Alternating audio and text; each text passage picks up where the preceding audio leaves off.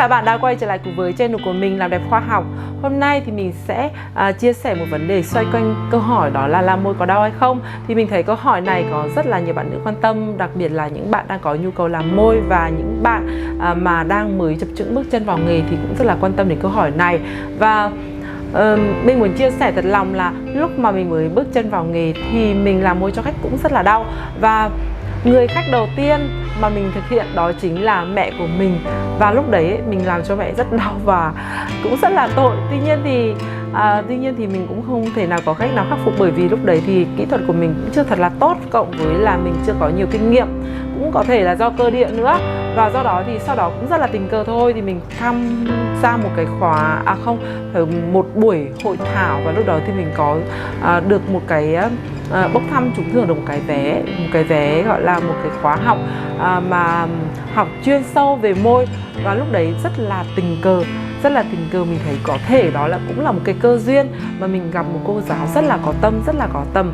Và lúc đó thì cô truyền tải tất cả những gì mà mình thấy cả cái khóa học trước đây mình chưa thấy có những kiến thức như thế, và rất là bổ ích.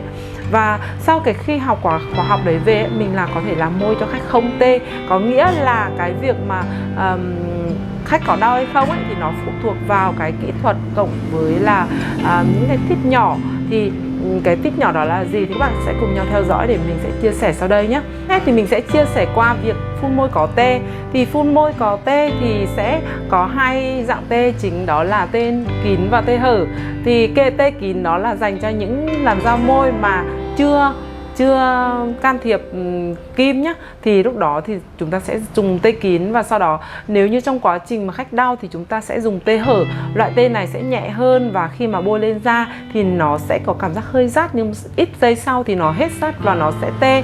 Và tuy nhiên thì nó sẽ tê an toàn, chứ mà khi mà da môi đang còn hở, đang còn đi kim tổn thương mà chúng ta dùng tê kín để mà đi lên thì chắc chắn là sẽ bị chai tê, mà cái việc chai tê thì rất là nguy hiểm, sau này nó sẽ bị thâm loang.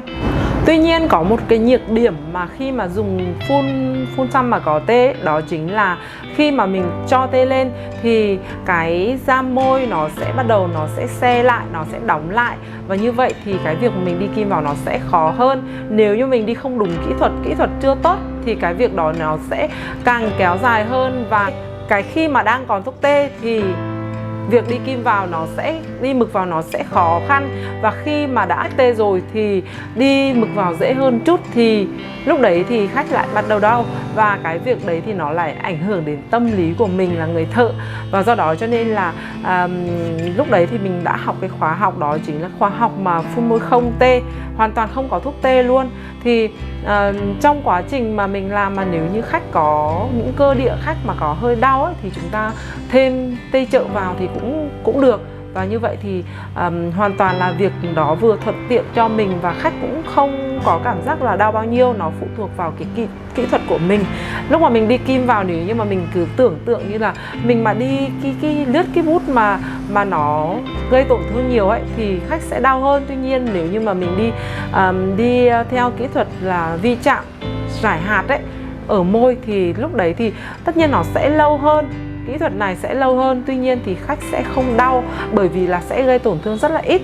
Họ vẫn cảm nhận thực rằng là có hơi rát, và tuy vậy thì họ vẫn tiếp tục làm. Và sau một hồi ấy, thì cái cảm giác đó nó sẽ quen dần, cơ thể con người mà nó sẽ thích nghi dần với cái việc mình đi kim và cường độ mình đi kim. Và lúc đấy thì người thợ phải kiểm soát được cái lực đi của mình sao cho đều tay để không bị phấp. Thì sẽ lực tay không đều thì sẽ làm khách đau. Cộng với là mình nếu đi quá lâu thì mình tưởng tượng giống như là khi mà mình mà đánh một cái thì không đau, đúng không? Nhiều cái thì sẽ gây đau ấy, kiểu như vậy.